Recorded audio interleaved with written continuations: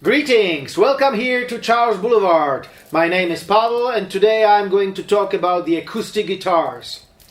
The last time, if you watch our video channel, YouTube channel, the last time we were talking about the song that combines acoustic guitars and the electric guitars, and I must say two things about myself. One of them is that I'm not an acoustic guitar player. From some reason, I always felt more comfortable with the electric guitar. So maybe I'm not exactly the one who should judge anything about the acoustic guitars. But on the other hand, what I really liked in all songs that I've ever written or that I've ever worked on, I like the contrast. So it's always great when you can have dynamics in the song, when you can have the quiet parts and the loud parts, and when you can exchange the sounds kind of similar way. And for me, the acoustic guitar is the quiet, decent, intelligent instrument, while the electric guitar is more that wow, that riot, that great thing. So combining these two instruments just kind of brings a perfect opportunity to make the song dynamic, even sound-wise. So I think every guitar player should play acoustics, even though he feels like myself.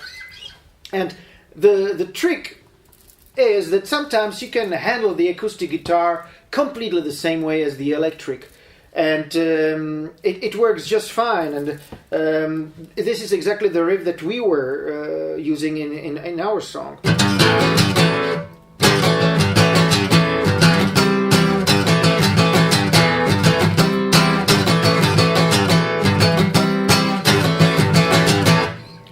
This is exactly the way how acoustic guitar player probably would never play an acoustic.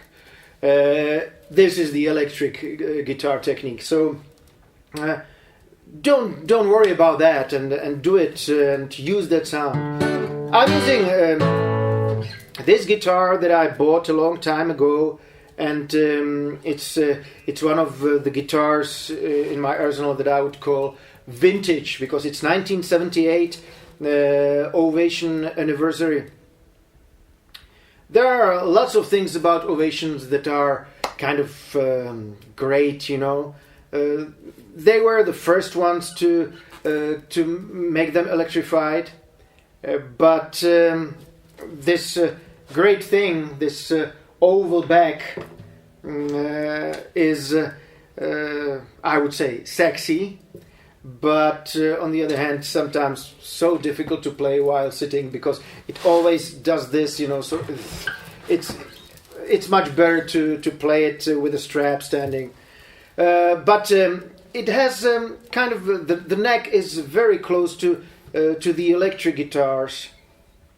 Maybe kind of I would maybe call it a little bit closer to Gibson, but. You know, I will talk about it later. I'm not a fan of Gibsons, so this is hard for me.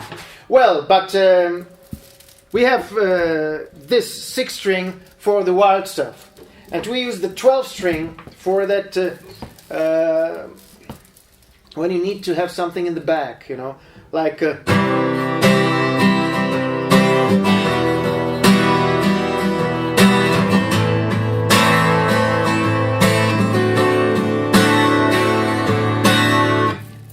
This is the rhythm that you create, and the 12-string has that great feeling because it's a little bit more compressed. It's because of the strings, and it shines. That's another thing.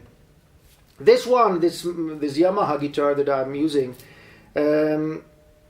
is not a perfect 12-string guitar for acoustic guitar players, because if you play folk music or maybe a little bit more blues, you do the finger picking more, and you need to have the whole spectrum. It means not only the highs, the shining highs, like this guitar definitely has, but even the lows, kind of more powerful lows.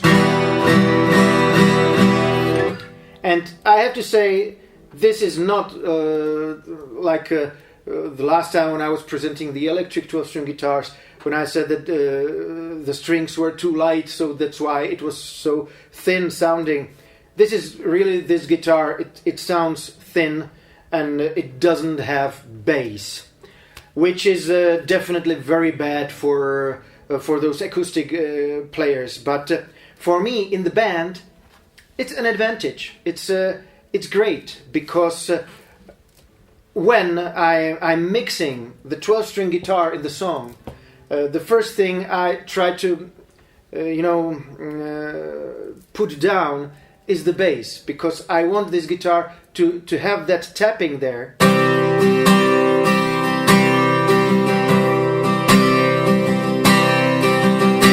So I don't even hit the bass strings much, because I need that shine that goes there.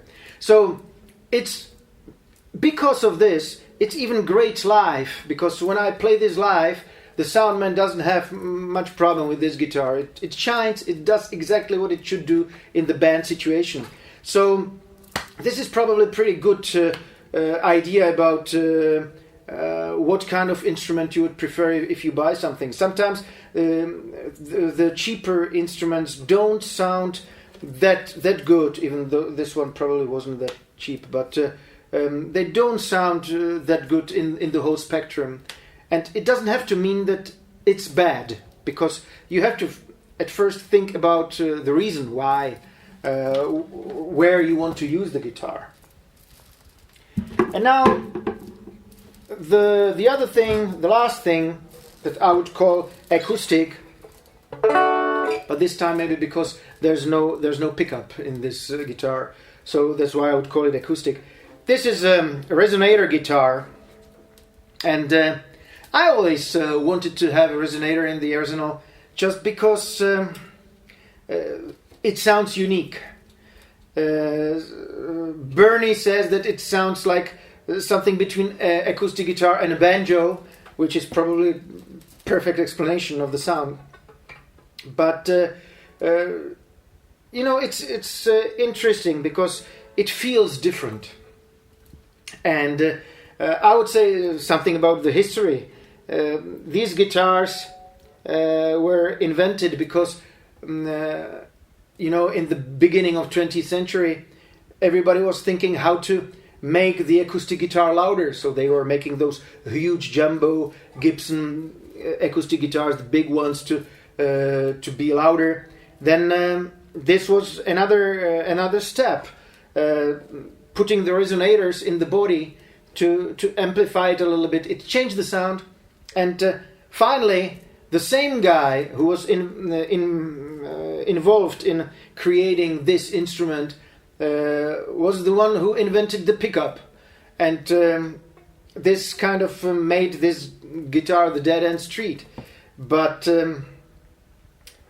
it's still it's there, you remember Dire Straits?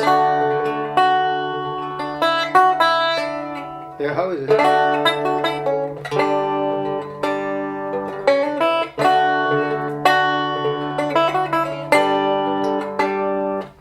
It's just different sound. It's so good, and I really like it. It's perfect for slide playing, and that's what I'm using this guitar in Charles Boulevard.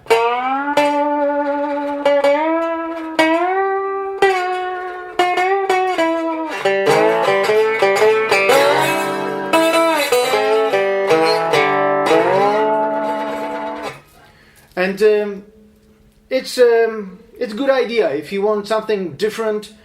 This is really a lot of fun, and there are many Resonator guitars in the market. This one is again Harley Benton, which is fine.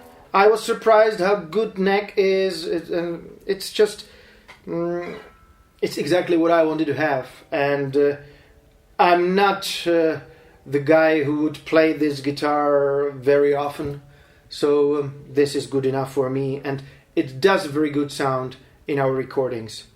Well, I hope you enjoyed it for today, and watch Charles Boulevard, watch the streaming, subscribe, and see you again next time. Viva Charles Boulevard!